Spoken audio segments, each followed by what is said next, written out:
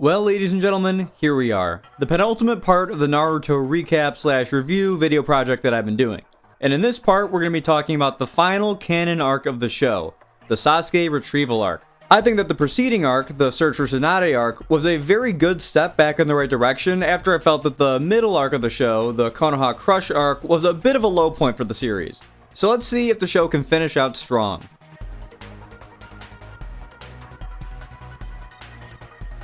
We begin with Sasuke in the hospital, still recovering from the injuries that he sustained while fighting his older brother Itachi during the beginning of the Search for Tsunade arc. Or, if you watch the filler like I do, he's recovering from the Land of Tea filler arc that took place between the Tsunade arc and this arc. We also see that everyone's favorite slacker gets promoted to Chunin by Tsunade due to the extremely impressive performance he demonstrated during the Chunin exams and the actual invasion that happened afterwards. This actually makes Shikamaru the only ninja to become a Chunin from that round of Chunin exams because, they never officially concluded due to the invasion ending them prematurely. And speaking of Tsunade, we see that she's ready to begin the operation on Rock Lee to give him a chance of recovering from the injuries he sustained while fighting Gaara back in the Chunin exams. Naruto and Sakura go to the hospital to visit Sasuke, who is very angry that Naruto has gotten so much stronger while he's just been stuck in the hospital recovering. And he's doubly angry because he's not even strong enough to stand a chance against his older brother Itachi, as he learned in the last arc. And so because of this, Sasuke challenges Naruto to a fight, which Naruto accepts. The two head up to the roof for their battle, and Sasuke mocks Naruto, saying that he won't be able to do as much as scratch his forehead. Naruto charges up his Rasengan, and Sasuke readies the Chidori. And then the two of them charge at each other, with Sakura running and yelling at them to stop. Before either of their attacks can connect, Kakashi shows up and stops the fight, redirecting their attacks into a pair of water towers that are on the hospital roof. Sasuke sees the damage that the Chidori has done and is very impressed with himself, as it looks like it was much more powerful than Naruto's Rasengan. That is, until he sees the backside of the water tower that Naruto hit. Because Naruto's Rasengan didn't do much to the front of the water tower, but it completely destroyed the backside. Like a hollow point round, like it expanded as it entered the water tower. Like everything else leading up to this point, this just makes Sasuke even more jealous of Naruto. Kakashi's very impressed with Naruto's Rasengan and knows that it had to have been Jiraiya who taught it to him. So he goes to Jiraiya and, like Tsunade did, starts telling him off, saying that the Rasengan is too powerful of a technique for Naruto to know, as he could have killed Sasuke with it. But Jiraiya snaps back, saying that Kakashi shouldn't have taught Sasuke the Chidori, since it's just as deadly. Jiraiya also says that he shouldn't have taught Sasuke a technique so deadly as he's only motivated by revenge. But Kakashi goes so far as to say that Naruto and Sasuke have the same kind of relationship as Jiraiya and Orochimaru had back when they were kids. Naruto views Sasuke as more of a friendly rival, while Sasuke grows furious that he can't keep up with Naruto's strength and progress that he's making. Later on, Kakashi ties Sasuke up to a tree so he can lecture him. And he tells him that he can't go around attacking his friends, least of all with the Chidori. He also tells Sasuke to just give up on his quest for revenge against Itachi. But Sasuke says that Kakashi doesn't understand what he's been through and that he won't understand until the day that he loses everyone close to him. But Kakashi says he's already lost everyone close to him. His family is all dead. And he says that even though him and Sasuke have both lost everyone, they're both fortunate enough to have found friends that help fill the void. So then he just leaves Sasuke for a little bit to just stew on it, let him think it over. And this does make Sasuke stop and think for a bit. Does he continue his quest for revenge against Itachi, pushing aside anyone and everyone to achieve it? Or does he give it up and accept Naruto and Sakura as true friends and try to find a new purpose, a more positive purpose? Before he can come to his own conclusion, he gets attached by Orochimaru's strongest ninja, the Sound 4. You may recognize them since they were present briefly in the Konoha Crush arc. They were the ninja who set up the barrier around the third Hokage and Orochimaru for their duel. Now they're here in the Leaf Village with the purpose of capturing Sasuke to bring him to Orochimaru. Elsewhere, Naruto and Sakura are out on a walk where she tells him about the curse mark that Orochimaru placed on Sasuke. Naruto was unconscious during this part of the exam, so he had no idea about the existence of the curse mark. Kakashi had told Sakura that he had healed it, but Sakura still worries that it still is affecting Sasuke. Sasuke starts to fight the Sound 4, but they quickly overpower him. And they say that they all used to be as strong as him, but were able to reach new heights after joining Orochimaru. So they extend an invitation to Sasuke to join them as they return to Orochimaru's hidden base. Sasuke mulls it over and decides that the offer of new strength is just too much for him to refuse, so he makes his way for the exit of the Leaf Village. On the way, he crosses paths with Sakura, who realizes that he's abandoning the village, and she begs him to stay, confessing her love for him and even offering to help him get his revenge on Itachi if he stays. But it's just no use. Sasuke thanks her before knocking her out and then leaving the village with the Sound 4. When Sakura wakes up the following morning, she's found by Izumo and Kotetsu, who are these two ninja who show up from time to time throughout the show, and I actually didn't know they had names until I was writing this script. Sakura tells the two about what Sasuke did, and they promptly inform Tsunade, who tells them to fetch Shikamaru. Tsunade is unable to send any high-ranked ninja after Sasuke, just due to how spread thin the village still is at this point. So she gives the newly promoted Chunin the mission to assemble and lead a team of genin to go and retrieve Sasuke. It's like a Sasuke Retrieval mission. The first person that Shikamaru recruits is Naruto, at Tsunade's request. He then gets Choji and Kiba to join, and then lastly, he goes to Neji and Lee to see if they want to tag along. Neji agrees, but Lee decides to stay behind so he can properly recover from his operation. Shikamaru comes up with an optimal formation with the 5 genin he has, further demonstrating his genius battle IQ. Right before they leave, Sakura finds them and pleads with Naruto to bring Sasuke back, and Naruto promises to do so. And after this, the retrieval team head out to go save their comrade. We then check in with the Sound 4 and Sasuke, and the Sound 4 tells Sasuke about an order that Orochimaru gave them, that Sasuke must die just this once.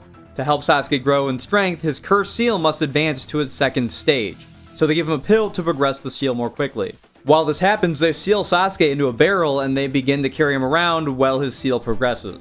The Sound 4 run into some Leaf Ninja, Raido Namaishi and Genma Shiranui, but easily defeat them. Soon after this, the Sound 4 decide to take a break to rest, which gives Shikamaru's retrieval team a chance to catch up with them. Shikamaru and his team try to launch a sneak attack, but they get detected before they can do anything, which gives the Sound 4 a chance to attack.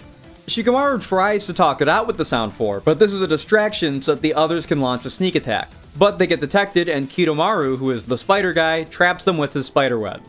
Kiba deploys a smoke bomb, and Kidomaru says this useless since he already has them trapped. But Shikamaru says this was really his plan all along, and he traps the Sound 4 with his Shadow Possession Jutsu. Sakon, the two-headed guy, frees the Sound 4 from Shikamaru's jutsu, and Jirobo, the big guy, traps the retrieval team under a dome of rock with his Earth-style barrier, Earth Dome Prison. Shikamaru starts beating himself up for letting him and his team get trapped, while Kiba tries to break out with his tunneling fang technique. This creates a large dent in the dome, but it's quickly healed. Neji says that he can see that the dome is infused with chakra and will heal any damage that they cause. On top of that, the dome is siphoning out their chakra and giving it to Jirobo. So Shikamaru tries several more times to bargain with Jirobo, but it's no use. Choji uses this as a chance to start snacking, which makes Naruto mad, but Choji reminds him that this is Shikamaru they're dealing with, and he's vowed to put his life on the line if it meant his team would survive. And then Neji backs it up by explaining what Shikamaru's plan is. When Kiba first attacked the dome, Shikamaru noticed that certain parts heal slower than others. He then started talking to Jirobo to find out where he was located, which confirms that the part of the dome where Jirobo is located heals the fastest, meaning that the opposite side of the dome from Jirobo is the weakest part. Kiba and Akamaru use the Fang over Fang Jutsu to cause damage all over the inside of the dome, and Neji pinpoints the exact spot that heals the slowest and uses a kunai to mark the spot, allowing Choji to use the Human Boulder Jutsu to attack that spot, breaking the wall and freeing them. Now that everyone's out of the dome, Choji volunteers to stay behind and fight Jirobo while the others go on after the rest of the Sound Ninja. After the others leave, Choji breaks out the Akamichi clan's secret weapon, a set of tri-colored food pills that each provide an exponentially stronger power boost than the last. Choji pops the first pill and is able to overpower Jirobo, which makes the brute advance his curse mark to stage 1, giving him the upper hand again, and this causes Choji to eat the second pill. After taking the second pill, Choji is able to use the Super Expansion Jutsu, which turns him into like a Gamabunta-sized version of himself. He belly flops on top of Jirobo, making the Sound Ninja advance his seal to stage 2, which causes his body to undergo a demonic transformation. His hair grows longer, and his skin becomes red and just covered in warts.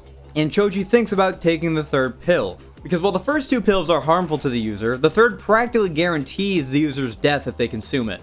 But Choji knows that he can either die from Jirobo or die from the pill and stop Jirobo, so he picks the pill. The pill burns through all of the user's fat reserves, which gives Choji a much more skinny appearance, as well as butterfly wings made of chakra that emit from his back. Choji is able to defeat Jirobo for calling him fat and eating the last of his food. Once Jirobo is defeated, Choji puts all of his remaining chakra into his fist and lands one more blow on Jirobo for insulting Shikamaru, which kills Jirobo. With the battle won, Choji starts to go back through the woods to catch up with the rest of his squad, but he soon collapses, seemingly dying from the pill and his injuries.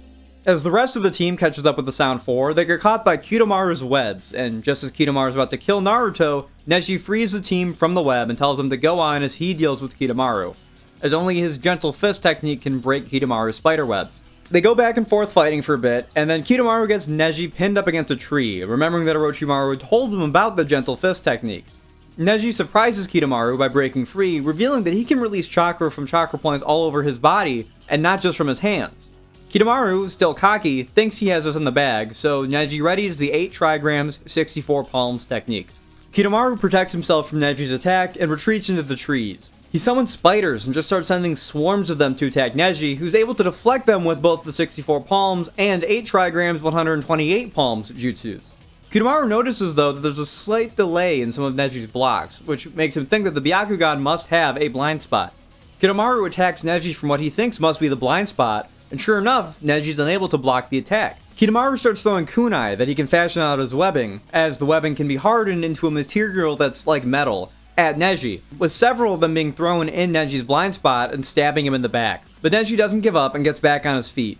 Kimimaro transforms into his second stage, becoming red and spiky, as well as gaining a third eye. He then makes himself a bow and arrows out of his webs and gets ready to hit the blind spot once again. Kimimaro just starts spamming arrows at Neji, who's able to block and dodge to keep them from hitting anything vital, although the battle is wearing him down. Ready to finish things, Kimimaro makes one last arrow, his deadliest yet, and fires it at Neji. Neji just takes the arrow head on, moving at the last moment to keep it from piercing his heart. The arrow has a thread at the end running through Neji and all the way back up to Kimimaro. Neji uses this as an opportunity to use the thread as a live wire, sending chakra through it to temporarily paralyze Kimimaro. This knocks Kimimaro out of his tree, and Neji uses the last of his strength to catch up to him and use the 8 trigram 64 palms on him. Neji hits not only Kidomaru's chakra points, but also all of his vital organs, causing them to begin shutting down. The injuries Neji sustained are too severe for him to continue on, and he collapses in the forest, as Kidomaru's heart gives out, killing him. We then get a glimpse at what Orochimaru's been up to this whole time, back at the village hidden in the sound. He's currently in the shower, and his arms are just oozing blood. Kabuto informs Orochimaru that he will die if they don't perform the jutsu to take over a new body, but Orochimaru insists that the only vessel that he'll accept is Sasuke. Kabuto says that it looks like the Sound 4 are behind schedule, so they may need to find a substitute vessel. Kabuto goes to the dungeon in the base, and he tells all the prisoners down there that one of them will be released, and it's going to be the last one standing. So the prisoners all begin fighting each other to the death. While that's going on, Kabuto checks in on Kimimaro, who is one of Orochimaru's most loyal followers, who is terminally ill and currently bedridden. This is where we learn that Kimimaro was formerly the leader of the Sound 5, before they were the Sound 4, and that before Sasuke, he was supposed to be Orochimaru's next vessel. That is, until he came down with his illness. Now Kimimaro feels like his very existence just serves no purpose, but he realizes he has a chance to redeem himself by spending the last bit of life he has to make sure that Sasuke reaches the Sound Village so that Orochimaru can use him as a vessel. If not now, then in the future. The remaining members of the Retrieval Squad reach up to the remaining members of the Sound 4, who are Tayuya, the girl, and Sakon Anukan, who is the two-headed guy, or like two people, one body, like Siamese twins. Kiba says that they should wait until it's dark out to attack, but Shikamaru shoots down the plan, saying that not only would they be fighting with reduced visibility, but Shikamaru's shadow possession jutsu would also be useless in the dark, and Naruto agrees that they should follow what Shikamaru says. Back in the Sound Village, the surviving prisoner is Genyamaru, and he gets chosen to be Orochimaru's new vessel. Orochimaru says it'll grant Genyamaru one wish before taking his body, so Genyamaru asks Orochimaru to stop experimenting on members of his clan. Orochimaru accepts the wish and then uses the transference ritual to take over Genyamaru's body. After this, Kimimaro leaves the Sound Village to retrieve Sasuke for Orochimaru. As the remaining Sound 4 continue through the woods, they wonder what's keeping Jirobo and Kidomaru from catching back up. Tayuya notices a kick from inside of the barrel that Sasuke is in that makes them stop for a moment, but before anyone can investigate, Tayuya notices Naruto watching from a tree branch. This begins a pretty brief fight with Naruto using the Shadow Clones, Kiba using the Fang over Fang Jutsu, and Shikamaru using the Shadow Possession Jutsu to outsmart Tayuya, Sakon, and Anukan, and stealing the barrel for themselves. As the retrieval team starts retreating with the barrel, Sakon and Anukan activate their cursed seal and start chasing after them. Sakon chases the remaining Leaf Ninja as Akamaru lays paper bombs down behind them to stop Sakon.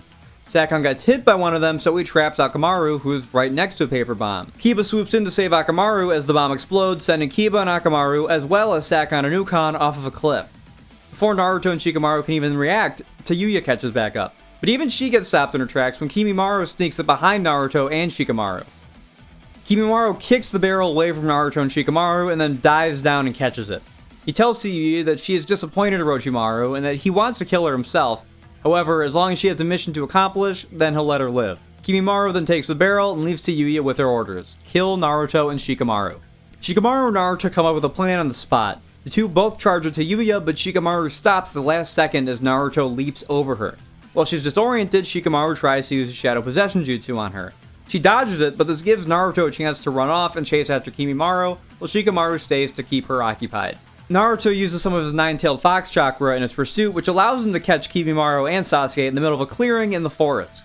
This surprises Kimimaro, who says that Naruto has more chakra than most ninja. Naruto asks why Orochimaru wants Sasuke so badly, so Kimimaro explains that Orochimaru wants to live forever, and while a soul has the capacity to do so, a physical body does not. This is why Orochimaru has to periodically put his soul into a new vessel to extend his life further. And this completely enrages Naruto. He uses the nine-tailed fox chakra to make an army of 1,000 shadow clones. Back in the forest, Tayuya says that Shikamaru is a poor leader as he had to sacrifice a member of his squad for each of the Sound 4 that they encountered.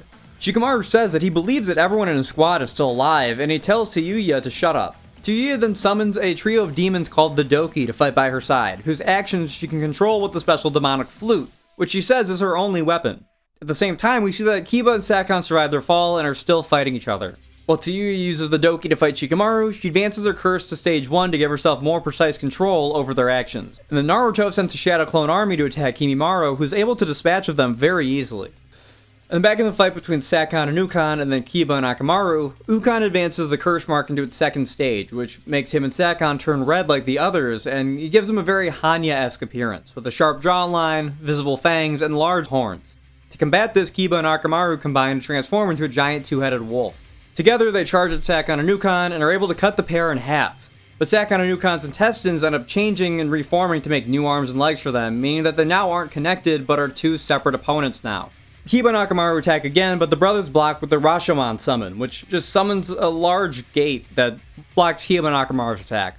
Kiba and Akamaru's transformation ends, and Akamaru gets very heavily injured, but is able to shoot acidic pee into Sakon's eyes, temporarily blinding him as he goes to wash his eyes out in a nearby river.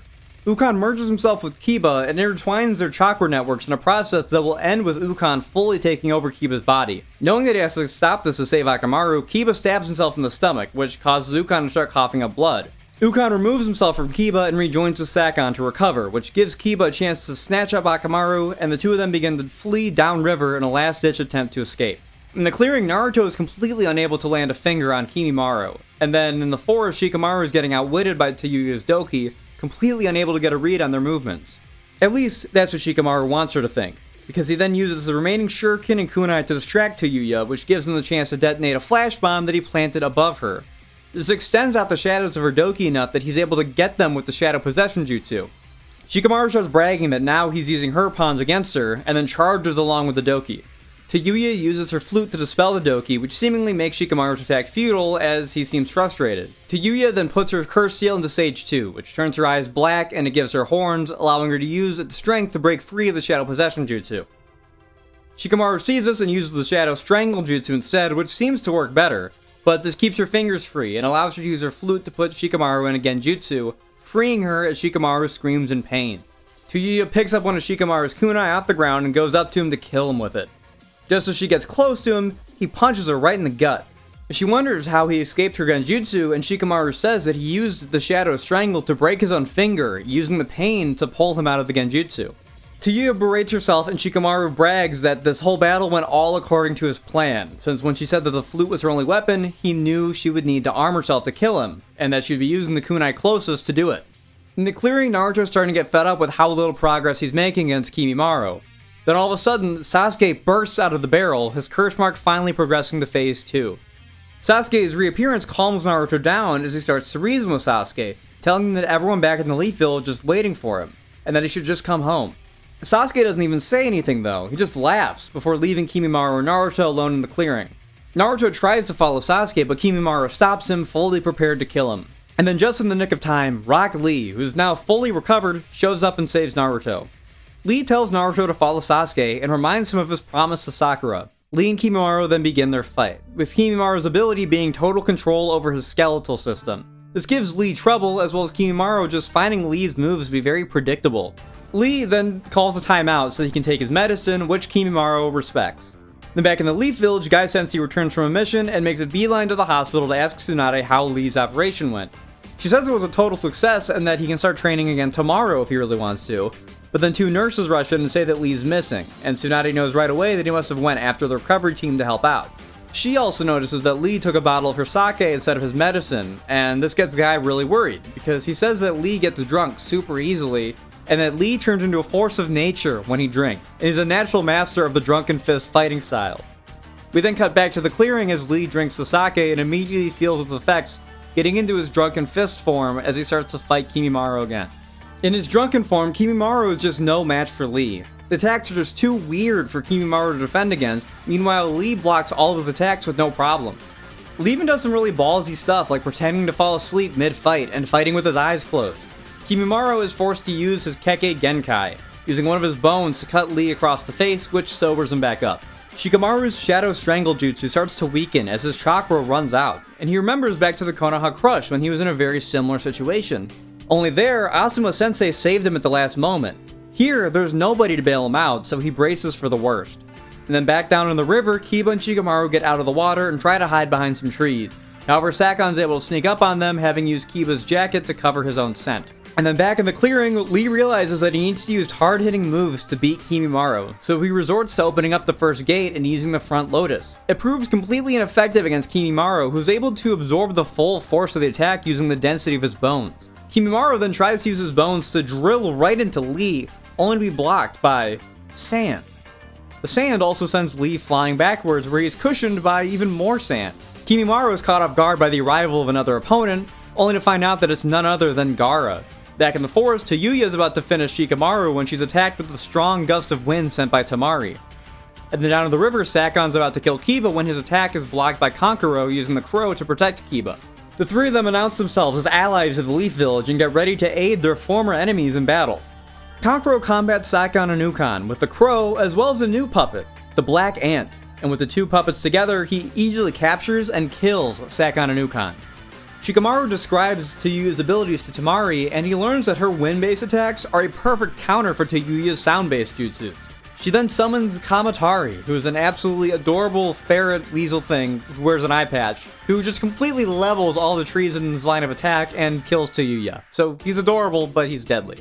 And then back in the clearing, Gaara is able to use his sand to block and deflect all the attacks that Kimimaro sends at him and Lee. Gaara mentions that he's noticed that Lee isn't as fast or as agile as he used to be, a result of the injuries that he dealt to him back in the Chunin exams. And not wanting Lee to get hurt like that again, Gaara tells him to sit this one out. Gaara continues to use his sand against Kimimaro, who tries to target the gourd on Gaara's back as he believes that that's the source of the only sand Gaara can use. This assumption is, proven wrong, as Gaara uses sand from the ground to launch a sand shower jutsu followed by a sand coffin jutsu. Kimimaro is able to avoid being crushed due to his aforementioned bone density. Gaara then tries to use a sand waterfall to do the job, but Kimimaro pushes his curse to stage 1 to save himself. Gaara uses even more sand and ends up making a sand tsunami to perform a giant sand burial that levels all the terrain in the area. Kimimaro ends up surviving this too, which shocks Lee and Gaara and leaves them speechless. Gaara says that Kimimaro's eyes remind him of Sasuke's eyes. They're the eyes of someone searching for the meaning of their existence. Trapped in the sand, Kimimaro reminisces on his past. He was raised in a dark cell, hidden from the world because of his Kekkei Genkai, only ever being let out to fight. His clan's patriarch tried to use him as a weapon to destroy the village hidden in the mist, and he was tasked with the mission of killing any hidden mist ninja that he came across. He actually runs into Haku and Zabuza, presumably right after Zabuza took Haku under his wing, who deny that they're from the Mist Village, so Kimimaro lets him go. Haku even notes to himself that Kimimaro's eyes were the same as his were before he met Zabuza.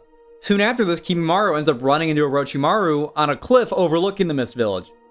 Kimimaro goes down to join his clan in battle, but as morning comes, he realizes that they've all been slaughtered. And with nowhere else to go, Kimimaro wanders alone until he runs into Orochimaru again, who says that he'll take him in. This makes Kimimaro believe that his only reason for living is to protect and serve Orochimaru, which is why he hasn't died yet. There's still work to do.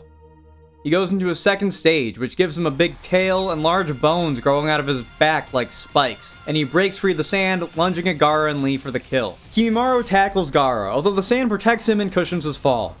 Lee tries to land an attack, but Kimimaro dodges it and nearly kills Lee with a counterattack. Lee realizes that he really can't do anything in his current state, so he resigns himself from the fight and lets Gaara just completely take it from here. Kimimaro rips out his own spine and uses it like a whip to restrain Gaara. He then turns his right hand into a bone drill and tries to drill right through Gaara. Gaara uses the hardest minerals in the ground and infuses them into his sand with his chakra to summon Shukaku's shield, which is a giant sand shield that is strong enough that it not only stops Kimimaro's attack, but shatters his drill completely. Gaara realizes that Kimimaro is using a Kekkei Genkai, and Kimimaro explains that it is the Kaguya clans and that he is their last surviving member. So Gaara tells him that his clan ends today, but Kimimaro says he'll continue to live on through Orochimaru, to which Gaara tells him that he's nothing more than a brainwashed pawn. Gaara then dispels his shield as he's starting to run out of chakra, also using the sand to free himself. With the last of his chakra, Gaara uses a sand burial prison to drag Kimimaro 200 meters below the surface. Enraged at the comments Gaara has just made about him, Kimimaro uses his final, ultimate technique.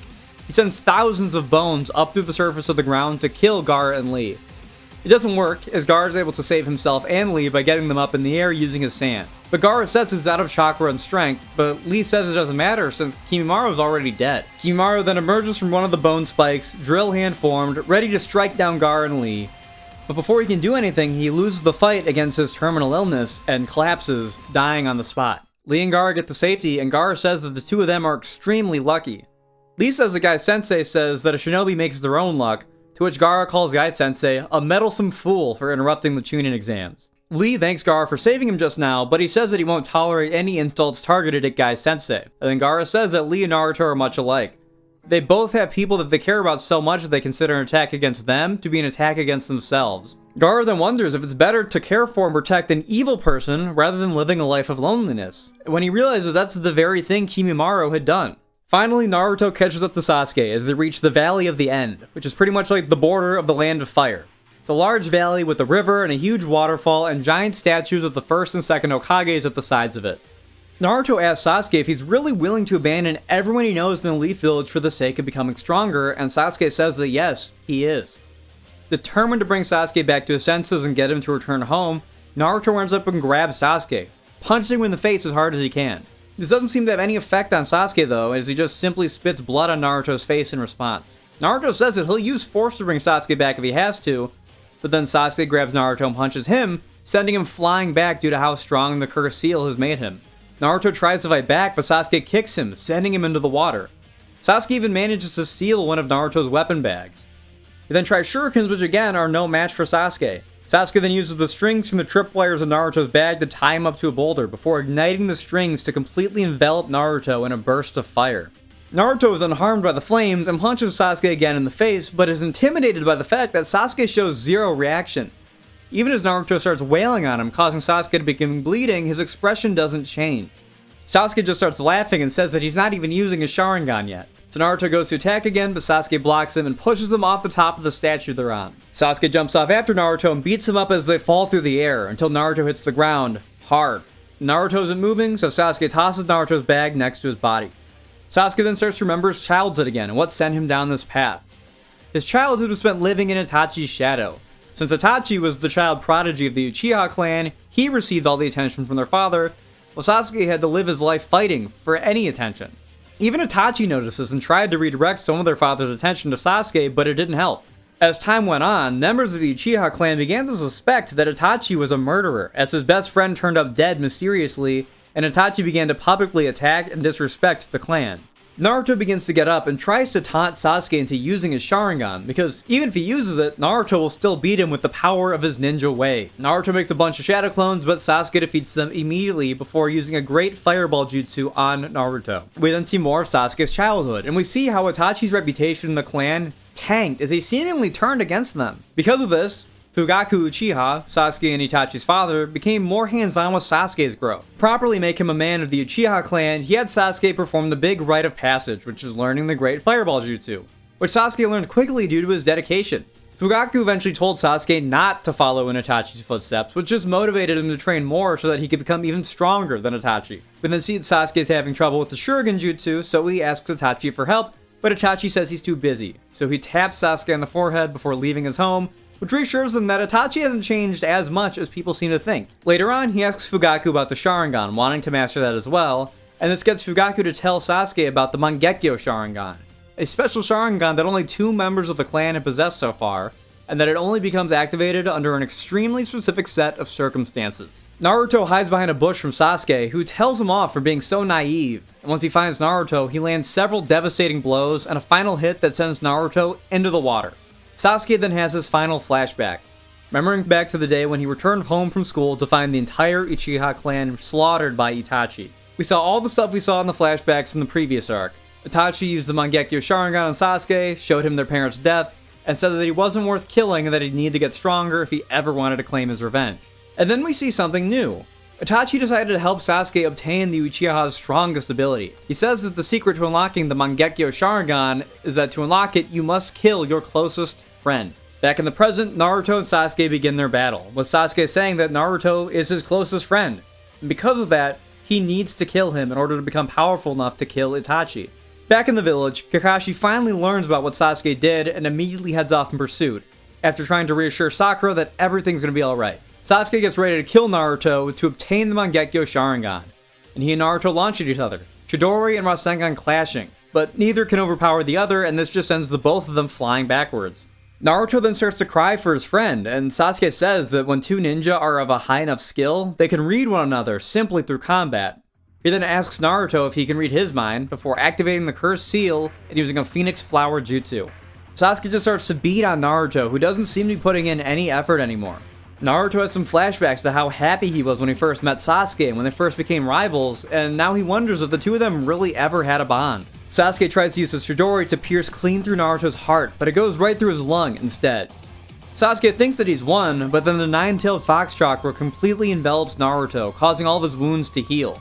This completely catches Sasuke off guard, and then he asks Naruto what he even is, and Naruto says that he's his friend. Now, more powerful than ever, Naruto says that he's gonna bring Sasuke back to the village, even if he has to break every bone in his body to do so. The two start fighting again, with Naruto now overpowering Sasuke easily. Naruto just wails on Sasuke, eventually beating him up against the rocks. Naruto asks if Sasuke's finally thinking straight, but Sasuke says that Naruto just doesn't get it.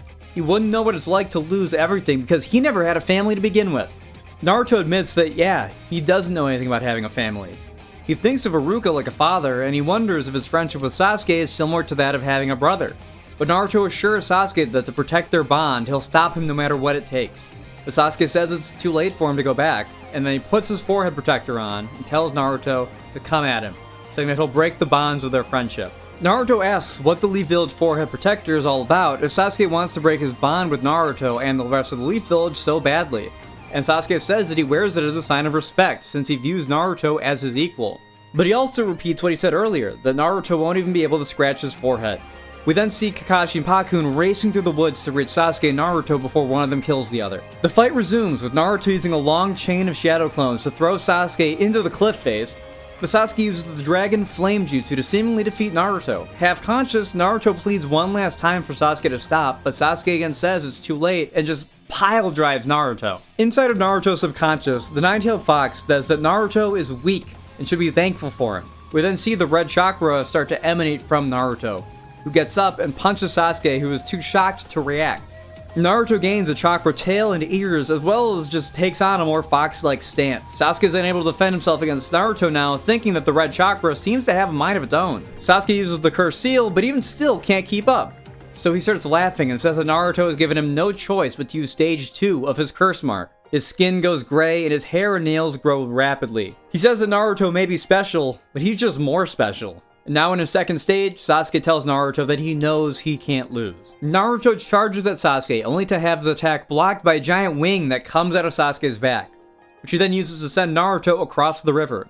A second wing rips through Sasuke's back, causing him immense pain. He remembers the warning that he was given by Sakon, not to stay in the curse form for too long or else he'll die, so Sasuke knows that time is of the essence. He watches Naruto stand back up and notices that he can't use his left arm, which makes Sasuke happy that Naruto's powerful form seems to be taking a toll on him as well. Sasuke reminds Naruto where they are, the Valley of the End, and he calls it fitting. We then see a series of flashbacks reminding us of just how far the two of them have come. We see everything from the formation of Team 7 to their fight on the rooftop. Sasuke thinks of Itachi Sharingan, which helps him muster another Chidori. And then Naruto stands up and forms a Rasengan with the Fox Chakra. A Vermilion Rasengan, as they call it in Ultimate Ninja Storm. For the first time, he's able to make a Rasengan with one hand due to his left hand being unusable. Sasuke's Chidori grows in strength and becomes a black Chidori. Knowing that it's time to finish it, the two launch their ultimate techniques at each other. And this spawns a swirling black ball of chakra. At the last moment, neither Naruto nor Sasuke can kill each other though. Sasuke simply punches Naruto in the chest with the chakra instead of piercing him with the Chidori like a spear. Likewise, Naruto just scratches Sasuke's forehead protector in order to prove what he said earlier wrong, as well as weakening the strength of the Rasengan as to not kill Sasuke. Kakashi is able to sense this large surge of chakra and tells Pakun that they need to hurry. Naruto and Sasuke are left inside the sphere and they share a solemn look with one another.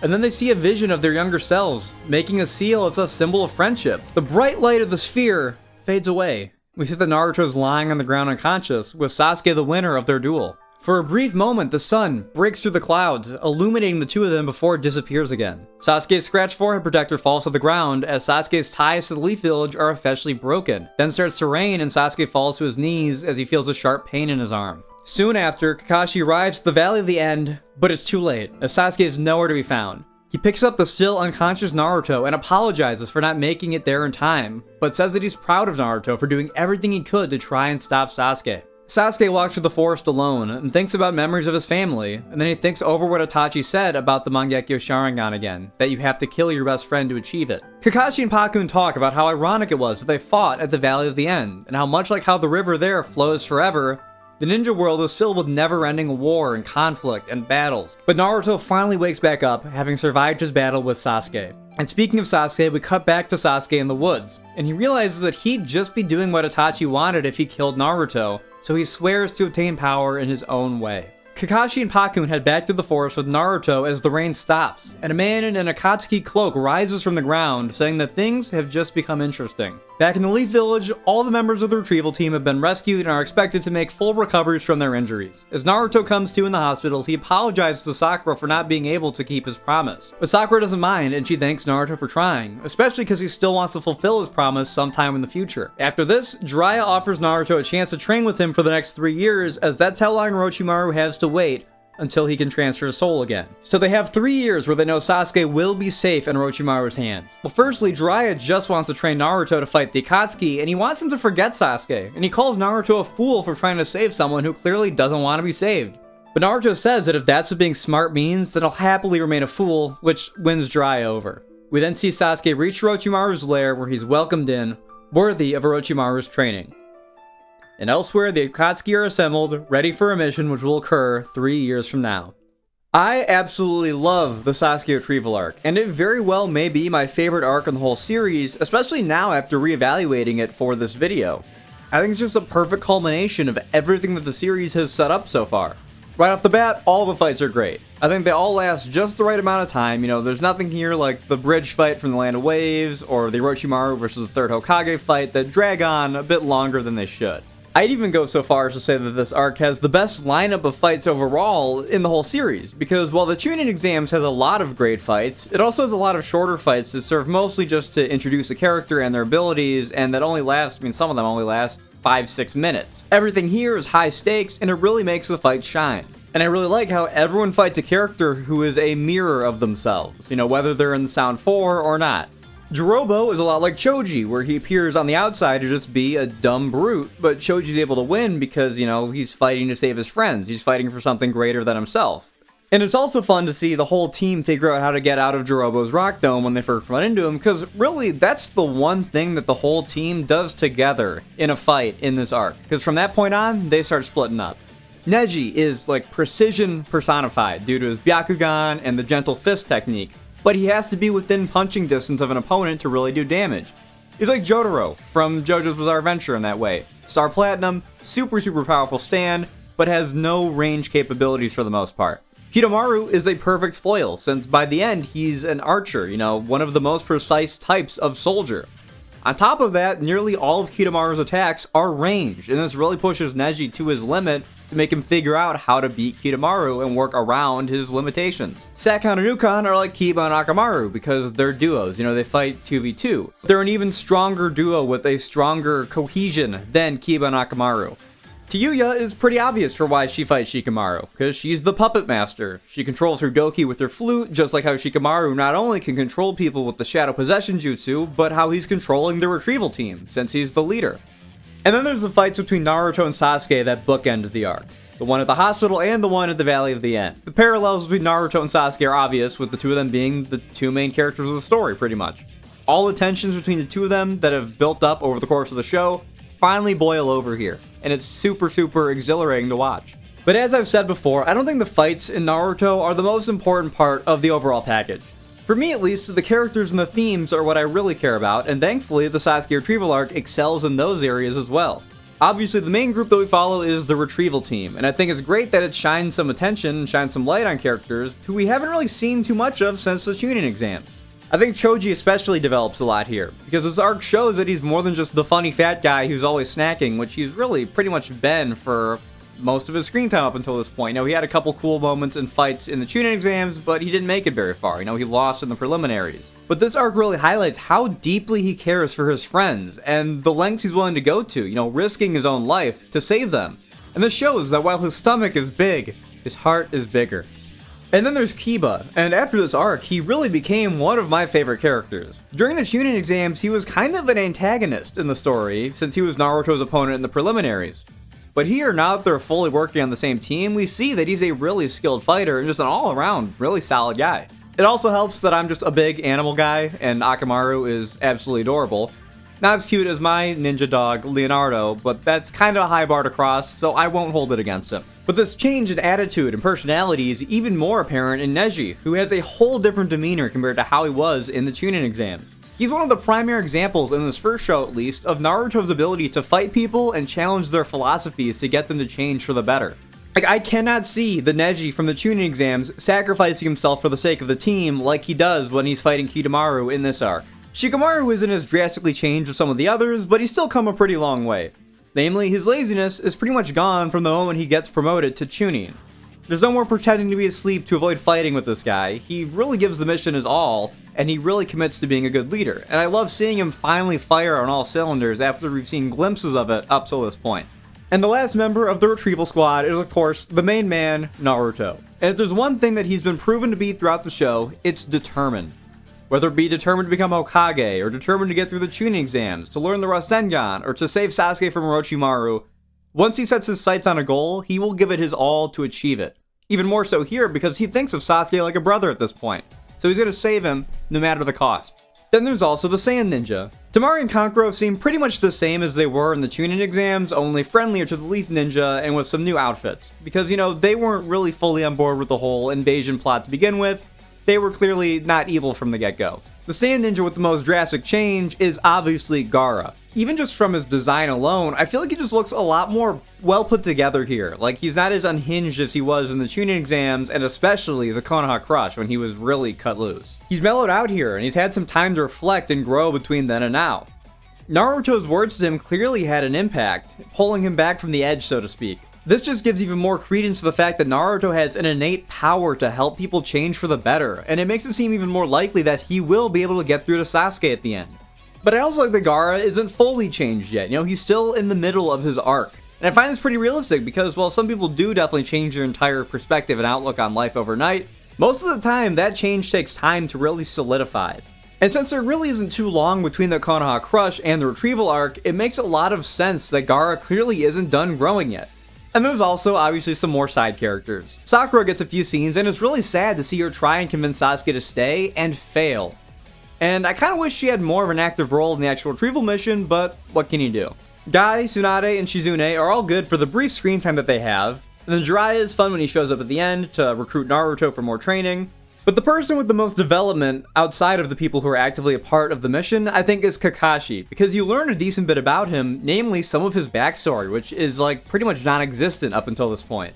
Save for his reputation as Kakashi the copy ninja. You kind of know that he's a bit of a big deal, but you don't know what happened to him, Kakashi opens up to Sasuke after the fight at the hospital about his own dead family. This shows that he's much more complex than just being the cool, kick-ass sensei that he's pretty much been from the very get-go. It adds a lot more depth to him.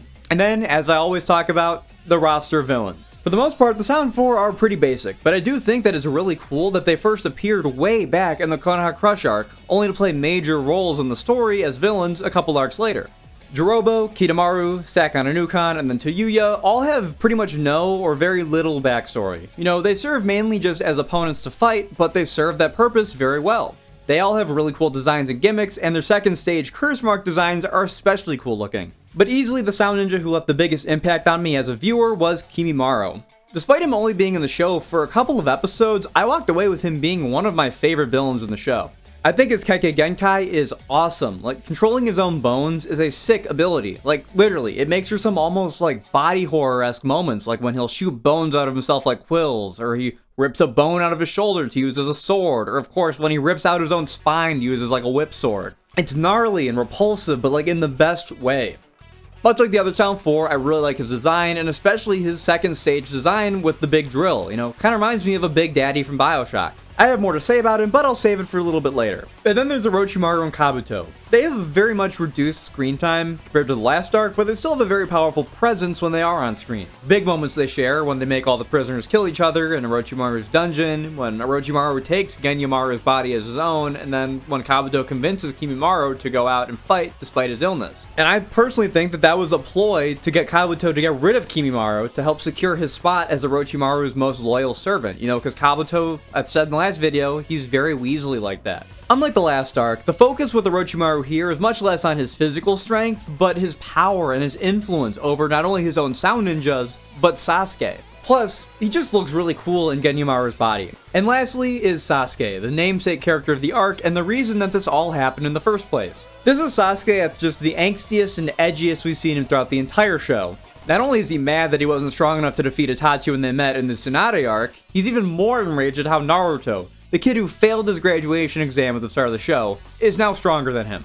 And with a character like him who's driven by nothing but the search for greater and greater power in the name of revenge, it's easy to see why he'd be willing to act as drastically as he does here. And then it's also great that we get to see more flashbacks of his backstory here, as it only adds further to the whole tragedy of his character. But what does all this add up to? You know, what is the arc trying to say? I mean, now that we're basically at the end of the canonical content for this first show, what is Naruto the show trying to say, I think is the question to be asked. I think one of the big things that Naruto the show is trying to get across is that people, but especially kids and young teens in their formative years, need a strong support circle and a positive dream to work towards, or they can go down a very dark path. Obviously, this is just my interpretation, and there are definitely other themes present, but this is what I really want to focus and hone in on. This is something the show has been trying to say from the very get-go with a lot of its characters, but the prime example is, of course, Naruto. He has his dream to become Hokage, sure, but he's a delinquent and a loner and an orphan. It's not until he joins Team 7 and meets Sakura, Sasuke, and Kakashi that he really starts to flourish not only as a ninja, but as a person. And present throughout this arc are several other characters who are in or were in similar situations. Sasuke is in that position right now, but Lee, Neji, and Gaara are all characters who were in that situation but found their way, usually thanks to Naruto. I feel like what really cements this theme is the penultimate threat, Kimimaro, because he's yet another character who is orphaned with no direction in life, like Naruto, Lee, Sasuke. But remember how in Kimimaro's flashback, we see that he bumped into Haku and Zabuza, which, cool cameo aside, that moment has a lot of thematic weight for the story at large. More important, at least, than it would appear to be at first glance. Remember back to my first video on the series, the Land of Waves video, when the whole crux of my analysis was that I see Haku as a dark reflection of Naruto and Sasuke.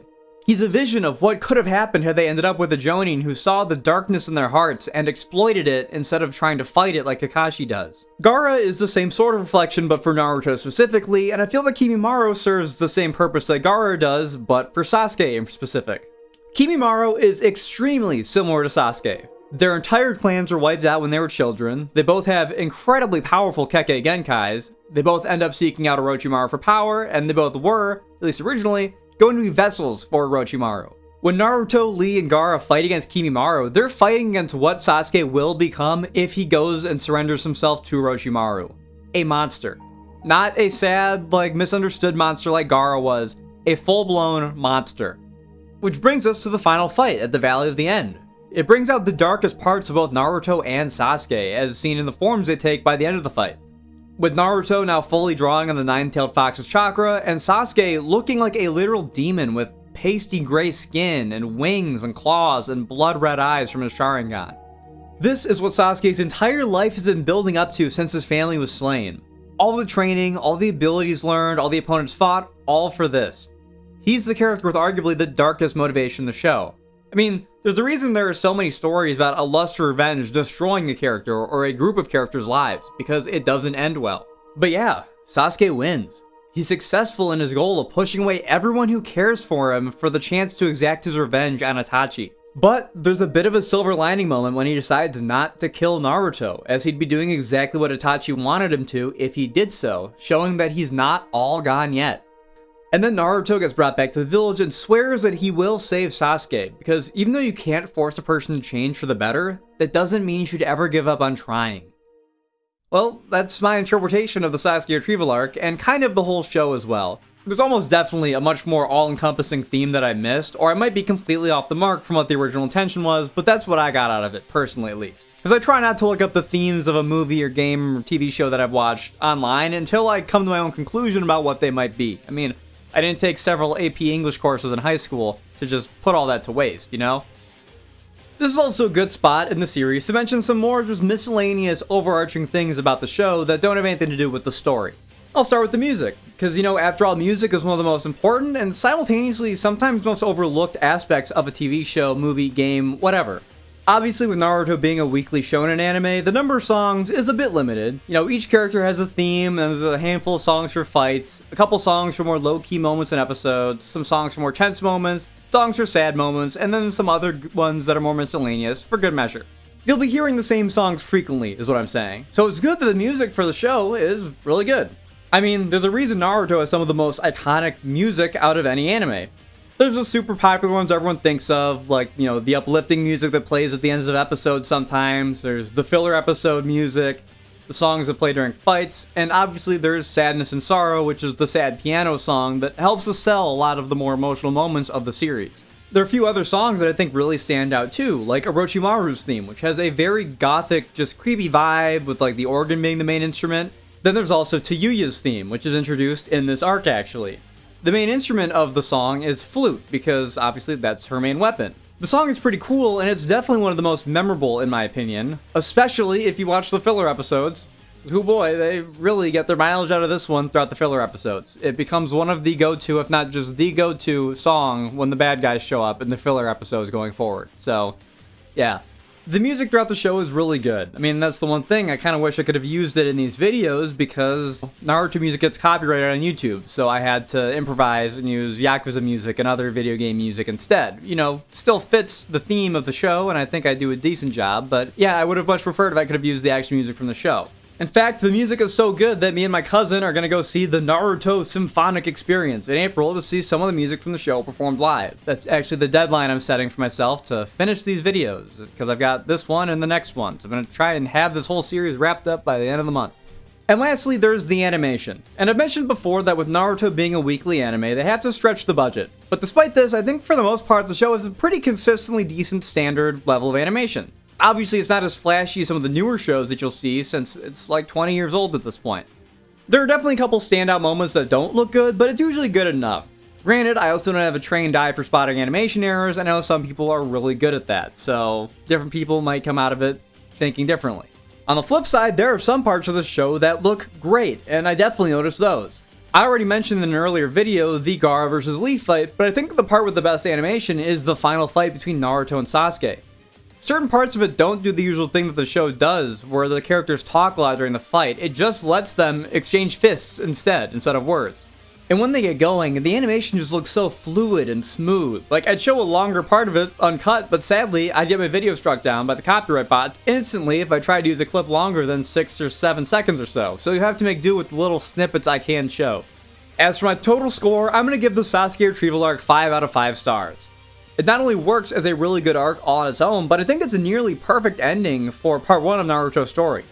It's very high energy all throughout, and it's got a very bittersweet ending, surprisingly so.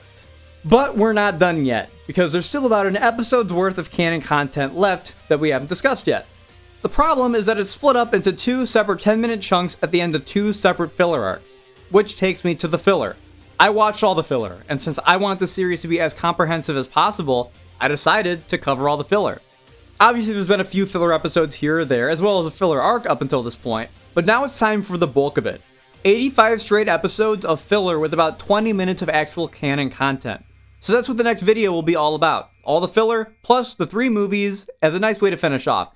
Now I'm at the point of one of my videos that I seem to always end up at, where I go off script and start rambling a bit, so I'm gonna cut myself off. Next video should be out again, hopefully by the end of April, but like mid-May at the absolute latest. So, you know, stay tuned. And in the meantime, peace out, God bless, and believe it, I'll see you next time. Yeah, cause I got it like that. Flow so smooth like I got it on tap. Yeah, and I'ma say it be a good night while I'm on my Yingling, while I'm drinking Bud Light. Can you get it when you miss